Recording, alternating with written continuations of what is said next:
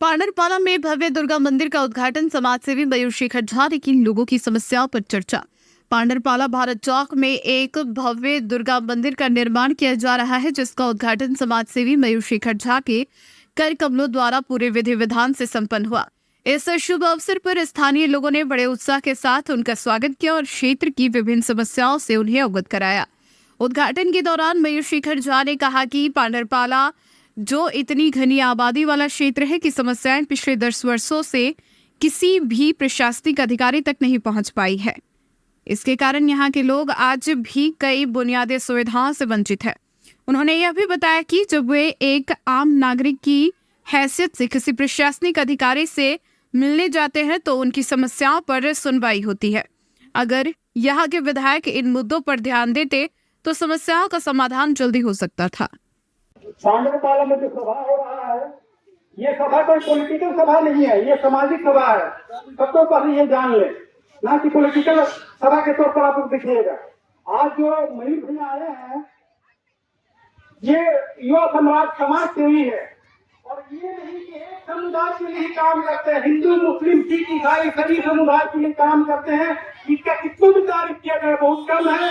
और 17 जुलाई को देखिए, आज यहाँ आने का मेरा प्रयोजन यह है कि 17 जुलाई को एक अनहोनी हुई और एक बड़ी अनहोनी होने से टल गई।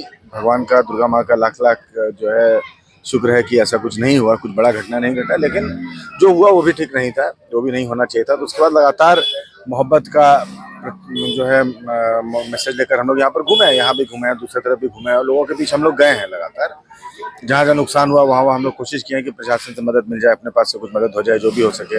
हम लोग प्रशासन से लगातार बात करके ये भी कोशिश की है कि और झगड़ा आगे नहीं बढ़े, किसी के ऊपर केस नहीं हो, केस कचहरी नहीं हो। केस कचहरी होगा, व्यर्थ का लड़का लोग पलायन करेगा यहाँ से, एक बहुत हंसा खेलता परिवार जो है वो टूट जाएगा।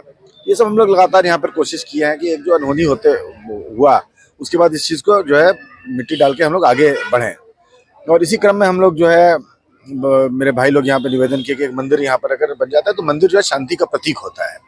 तो इसमें मैंने जब जैसे ही ये लोग आए मेरे पास, मैंने कहा हाँ बिल्कुल यार, दुर्गा माँ का मंदिर रहेगा तो उसका जो एनर्जी रहेगा, उसका जो ताकत रहेगा, उसके ताकत से हर धर्म, हर समुदाय का आदमी जो है वो तरक्की करेगा। तो ये काम करो, इसमें जो भी मेरे से भी होगा हम भी यहाँ पर तुम लोगों का मदद करेंगे। इस इलाके में नल जल की काफी समस्या है, तो उसको देखिए, जल की समस्या जो है वो, मैं तो पूरा क्षेत्र भ्रमण कर रहा हूँ, पूरे धनबाद में मैं घूम रहा हूँ और जल की समस्या यहाँ की नहीं है, जल की समस्या पूरे धनबाद की है।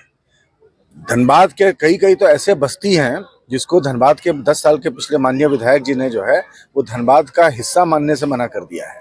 जाओ किसी के पास, प्रशासन के पास तो जाओ तो कहता है मेरे कागज में ये बस्ती नहीं है। बीसीसीएल के पास जाओ तो कहता है इलीगल कॉलोनी। अरे इलीगल और लीगल क्या होता है? जहाँ जिंदा आदमी रह रहा है वहाँ पानी और बिजली देना तो जो है वो सबसे बड़ा जो है वो जिम्मेदारी है किसी भी सरकार का, किसी भी प्रशासन का। सबसे बड़ा समस्या ये है इसमें से कि भाई जिस विधायक को हम लोग चुन के दिए, भाई विधायक को हम क्यों चुनते हैं?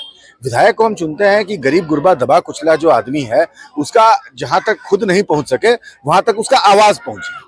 पिछले 10 साल में ना प्रशासनिक अधिकारियों के पास पांडरपाड़ा जैसे जगहों का आवाज गया है, ना विधानसभा में यहाँ का आवाज गया है। तो पिछले 10 साल में धनबाद विकास ही नहीं, सवाल तक से, आवाज तक से वंचित हो गया है।